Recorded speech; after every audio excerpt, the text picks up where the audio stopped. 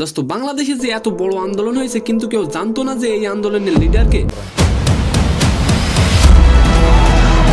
এবার বিশ্বমঞ্চে ছাত্র বিপ্লবের মাস্টারমাইন্ডকে পরিচয় করিয়ে দিলেন ডক্টর মোহাম্মদ ইউনূস।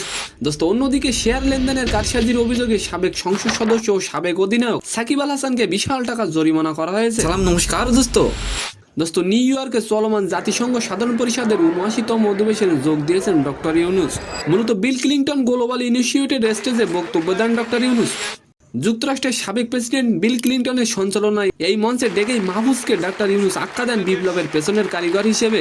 আচ্ছা, আপনি কি জানতেন বিপ্লবের পেছনের কারিগর হিসেবে মাহফুজ ছিলেন? অবশ্যই কমেন্ট করে যাবেন। ডক্টর ইউনূস মাহফুজকে এগিয়ে দিয়ে বলেন, গণ অভ্যুত্থানের পেছনের কারিগর মাহফুজ। যদিও মাহফুজ সবসময় বলে সে নয়, আরও অনেকে আছে।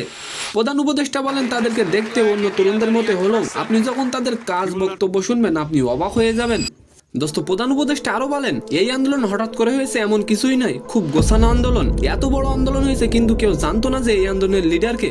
মাহফুজকে দেখিয়ে তিনি বলেন, তার কথা শুনলে যে কোনো তরুণ অনুপ্রাণিত হবে।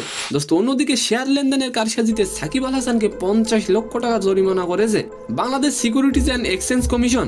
বিএসইআইসির চেয়ারম্যান খন্দকার রাশেদ মাসুদের সভাপতিত্বে ৯২৩তম কমিশন সভায় পুঁজিবাজার তালিকাভুক্ত প্যারামাউন্ট ইন্স্যুরেন্স কোম্পানি লিমিটেডের শেয়ার লেনদেনে কারসাজির অভিযোগে তাকেই জরিমানা করা হয়েছে। তো সম্মানিত দর্শক, আজকের ভিডিওটি কেমন লাগলো অবশ্যই কমেন্ট বক্সে জানাবেন।